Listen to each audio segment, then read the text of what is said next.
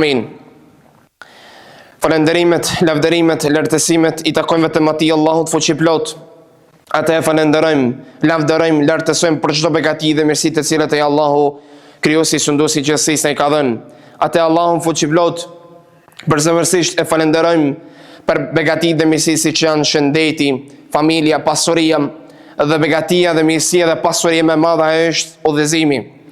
Të ndershëm vëllezër, të dashur xhamati, ne i dërgojmë selam dhe selavat mbi pejgamberin sallallahu rabbi wa salamuhu alaihi, mësuesin ton më të mirë, më të dashur, mbi familjen e tij të ndershëm dhe mbi të gjitha të cilët e pasojnë ndjekin rrugën e tij deri në ditën e llogarisë. Të ndershëm vëllezër, të dashur xhamati, ne shpesh herë mundohemi të bëjmë gjëra të ndryshme, por duhet ta dimë mirë se të disa xhuma ne jemi duke munduar që të flasim për punë dhe vepra me të cilat ne anojmë ka ndryshimi i jon, ka ndryshimi i gjendjes ton, ka përmirësimi i gjendjes ton, ka e mira, e bukura, e ndershmja, një ardhme më e mirë, më e bukur, dhe me dojë mos në shpesh herë i thon vetes për një ndryshim, por të ndershëm vëllezër dhe të dashur xhamati, ne nuk mund ta ndryshojmë botën, ne nuk mund të ndryshojmë rrethanat apo qarkullimet politike apo ekonomike, nuk mund të ndalim luftërat, nuk mund të ndalim gjenocidin në Gazë, ne nuk mund të ndalim shumë gjëra në botë. Por ne mund ta bëjmë atë për çka ne jemi krijuar, atë për çka ne jemi obliguar, atë amanet të cilin ne kemi marrë përsipër, ajo është që ne të anojmë ka përmirësimi, ka e mira, ka e bukura, ka e dobishmja, dhe të anojmë që ne të jemi nga ai mesazhi i Islam, i pejgamberit dhe i Koranit, që ne të anojmë që të jemi më të mirët. Dhe para të arsye të ndershëm vëllezër dhe të dashur xhamati, ne inshallah me lenin Allahu do të flasim për një veti të cilën për fat të keq ne shpesh herë veprojmë apo dikush tjetër vepron, dhe për atë arsye ne jemi të obliguar që ta këshillojmë njëri tjetrin, ta përmirësojmë veten. Ajo është prekja apo punë dhe vepra të cilat neve nuk na takojnë.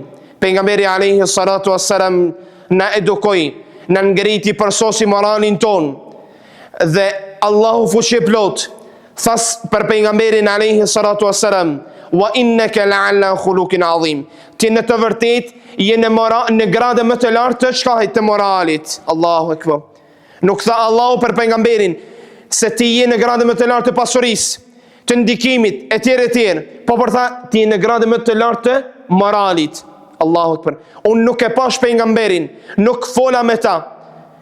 Por pejgamberi alayhi salatu wassalam, Allahu dëshmon në Koranin famlar se ishte në moralin më të lartë, në gradën më të lartë të moralit, e debit, ahlakut, të etikës. Dhe paramendone çka na mëson ky mësuesi ynë, ky njeri i cili e pati moralin më të lartë, tha se nga bukuria e Islamit të njeriu është që ta lë atë pas ajo që nuk i takon atij.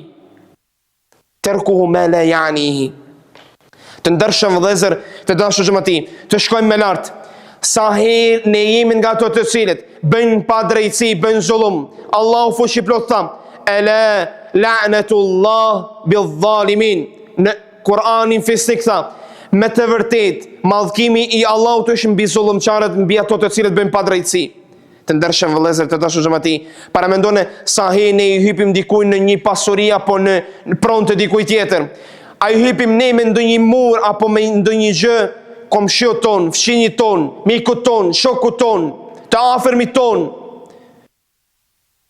Për atë arsye të ndershëm vëllezër, të dashur xhamati, ne duhemi të kemi kujdes të madh. Sa herë ne marrim një rrogë dhe nuk e plotësojmë amanetin ton, sa herë ne e marrim një rrogë, një obligim, një amanet dhe nuk e çojmë deri në fund, dhe bëjmë padrejtësi në shoqëri, jo vetëm individualisht. Të ndershëm vëllezër, të dashur xhamati, paramendoni një ngjarje të vërtetë, një tregim i vërtetë i njohur. Paramendoni ku një njeri i uritur, i eshtur, kalon rrugës nga një rrugë e gjatë, por nuk kishte çka të pi, çka të ngrëj. Dhe paramendoni arrin tek një tokë e madhe e cila ishte plot dhe përplot me molla. dhe i tha vetes, po ta marr një moll, ta ushqej paksa veten. E mori mollën, por me një herë mbas grënjes së mollës u pendua. Zemra e tij nuk rri rahat. Dallimi mes një njeri i fortë, i ndershëm, i mirë, i sinqert dhe një njeri më pak, mos të themi një njeri i keq, është dallimi kur e vepron një vepër të pa denjë, të pa ndershme, të pa sinqert, të pa jo e bukur. Nuk ndikon as pak taj. Por njeriu i mirë, i ndershëm, i sinqert, kur e punon një vepër të pahishme, të pa ndershme, një vepër të keqe, me një herë vepron që ta përmirësoj gjendjen e vet, të pendohet, të kërkoj falje atij Allahut fuqiplot. Para mendon ky njeri me një herë e kërkoi pronarin e tokës. Pse? Për një moll. Pas sa molla dhe mollën e kemi ngrën dikujt pa drejtësi, duke i bërë ne zullum dikujt tjetër.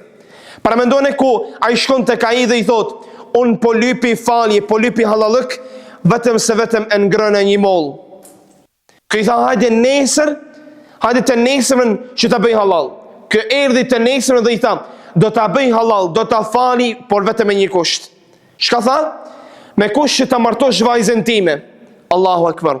Para mendon ku i tha, por duhet ta di se vajza ime është çorre, me mese, shurdhane, nuk hesen, nuk lëviz. Subhanallah, merdi rastit të martohem, por unë s'mund të martohem se ka 1001 mangësi, 1001 të meta, dhe shka? E pa një vajzë se bukur, drit, tha subhanallah, po ti ishte kjo. Dhe shka i tha kë njeri, i tha kjo është vajza ime, e cila është shordhane për arsye se nuk ndëgjoj haram. Kjo është e verbër për arsye se nuk shikoj haram, me mese për arsye se nuk foli haram, sakate për arsye se nuk hese dhe nuk prekte në haram. Edhe për atë arsye të ndershëm vëllezër të dashur xhamati, drejtësia të çon vetëm tek drejtësia dhe tek e mira, tek e bukura, tek e ndershme, tek e sinqerta.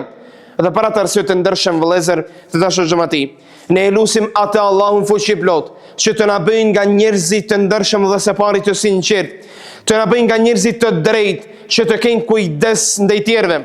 Për atë arsye Allahu fuqiplot e bëri të ndaluar që ne ta ngrëm, ta luajmë pasurinë e jetimit dhe ta prekim kamatën, për arsye se pasuria e jetimit është diçka pa drejtësi individual ndaj jetimit. Por e ngrënia e kamatës, punimi me kamatë është pa drejtësi, zullum i shoqërisë. Për atë arsye ne lutim Allahun fuqiplot që të na bëj nga të drejtë, se për atë arsye Allahu